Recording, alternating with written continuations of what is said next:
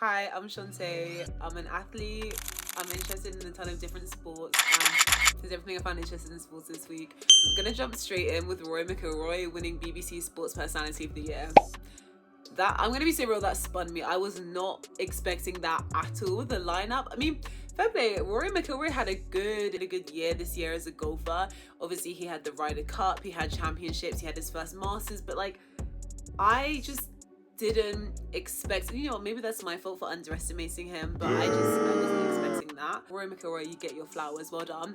But doubling it and giving it to the next person, maybe it's a lot, but BBC Sports Team of the Year went to Europe's Ryder Cup, and that seems like a lot. Like, come on, go for top two categories. That seems like a lot. I'm not sure if it was audience voting, public voting this year, and so I'm not sure if it's because old people watch TV and they're more likely to engage with it. Let me not be a hater, but I was surprised to see with the Ryder Cup, it was only the 5th time that the Europe team have ever won the Ryder Cup since the tournament's like inception in like 1930 something, which is crazy, and it was their first win on US soil since 2012, so in over a decade. So it's congrats to them. It's a great feat, but you know, I actually remember I was in New York when the Ryder Cup was happening, and it was scary to see how into it the Americans were. They were dressed in all their colonial dress, all of their founding fathers, like white wigs and this thing. I was a little scared in Penn Station, I'll be honest. Serena Weigman wins Coach of the Year, leading the Lionesses obviously into their fantastic win. First English football team, men's or women, to win major tournament on foreign soil. So period, like, she ate that up. Me, I'm a Serena Weigman fan regardless, but I'm glad to see that. It was a great year for her actually. She won the 2025 Ballon d'Or for coaches. I think she also won FIFA Women's Coach of the Year. I think she's won that like 4 or 5 times, which is crazy. But yeah, obviously she led the Lionesses to that like glorious win this summer. So she, in my opinion, very, very, very deserving, and I obviously love to see a Lionesses win. Carrying on the Lionesses front, wait, I feel like my attitude towards now the Lionesses getting two wins versus golf getting 2 wins, but allow me. Young Sports Personality of the Year goes to Michelle Ajimang, and period, as it absolutely should do. In the Euros, she came from off the bench in the quarters and the semi-finals to score crucial goals. She played a massive part in the Lionesses' win this summer. She also won this summer in the Euros the Golden Girl Trophy, which goes to like the young player of the tournament, the best young player of the tournament. So she's got her flowers, as she rightfully should do. She played 2 international friendlies as well this year before she went on to rupture her ACL. So as always, wishing her a speedy recovery, and can't wait to see her back on the field. Lifetime Achievement Award goes to Thierry Henry, and I love that. Thierry Henry is arguably one of the best players the Prem have ever seen. He is a former Arsenal player, and he used to play for the French national team. With Arsenal, I think he won like 2 FA Cups. He brought home a Prem League title.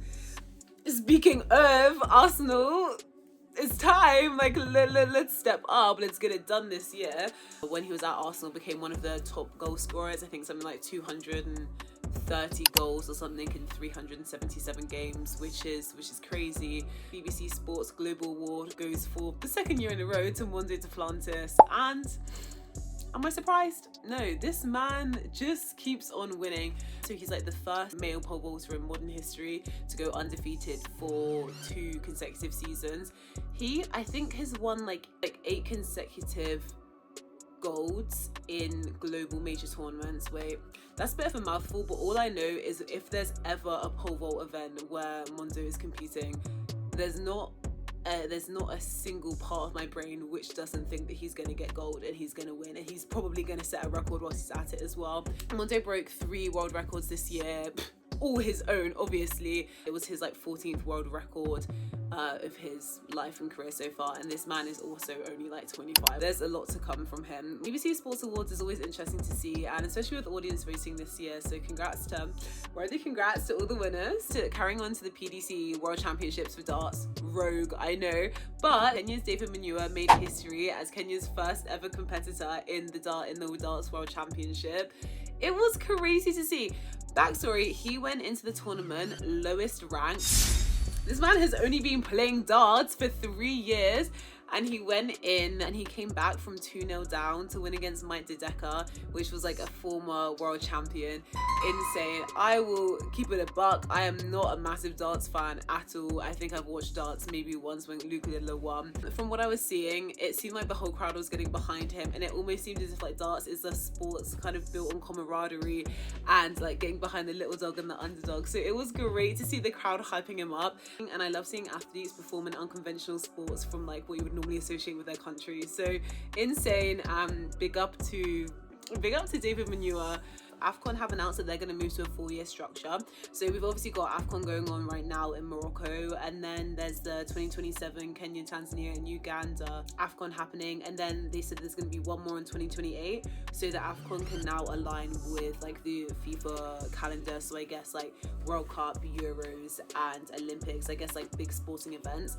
Allegedly this is meant to help so that African players playing for like Prem or La Liga, Championship, anything like that, it will be easier for them to be released and represent their country, because like the timetables won't be clashing. But over in NCAA volleyball, in a crazy ton of events, Nebraska, the favourites to win, are knocked out of the NCAA championships, and the win goes to Texas A&M against Kentucky, which was crazy. Nebraska are a team that honestly make you fall in love with them. They play with soul, they play with camaraderie, they are such a strong and close-knit team, and so seeing like the heartbreak on some of the athletes' face was honestly really upsetting. Some of these players, like seniors, who was their final game and their final chance for a championship.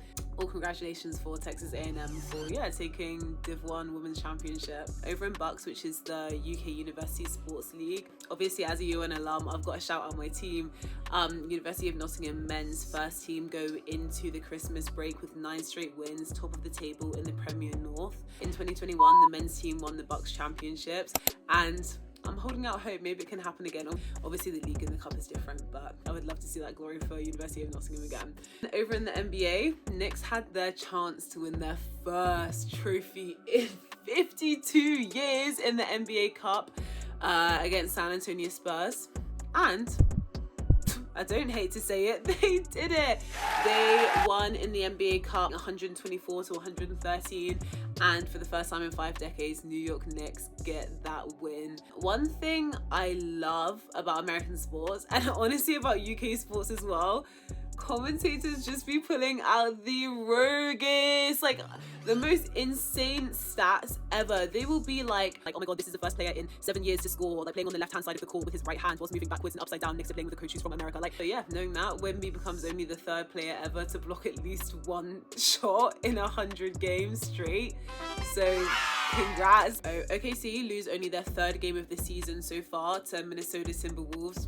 It is their 2nd loss in 3 games though, so I now wonder if, I don't even want to speak this into existence, but I wonder if this is where they start to trip, tumble and fall. They lost 112 to 107, so it was a super close game.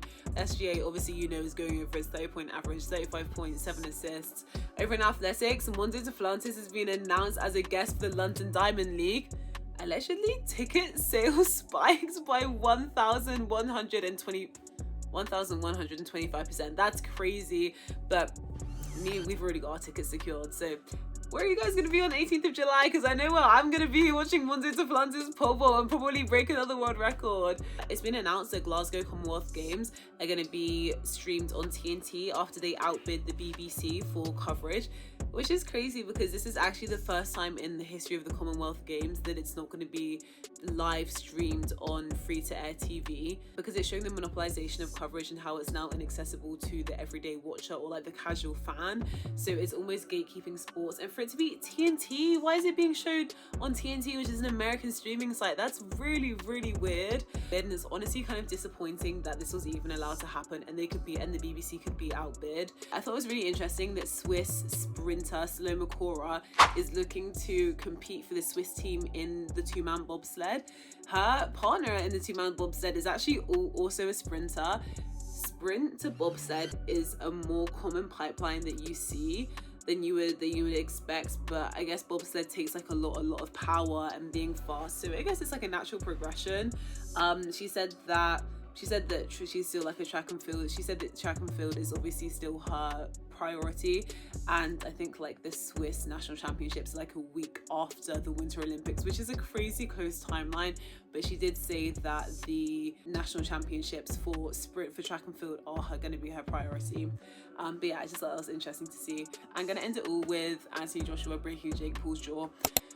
Honestly, I was so confused by this whole fight because one, he's had like a couple of like of gut-wrenching defeats this past couple of years. And for me, Anthony Joshua doesn't need to prove himself to anyone, and especially not to a YouTube fighter like Jake Paul. But regardless, he went through the 4 rounds whilst Jake Paul was literally dancing around, running away from him, like tripping over his whole feet, looking as if he's never been in a boxing ring in his life. For Joshua, obviously, to take the ultimate win, which I don't think anybody thought it would be any different. But yeah, thanks for watching, y'all. See you next week. Mwah.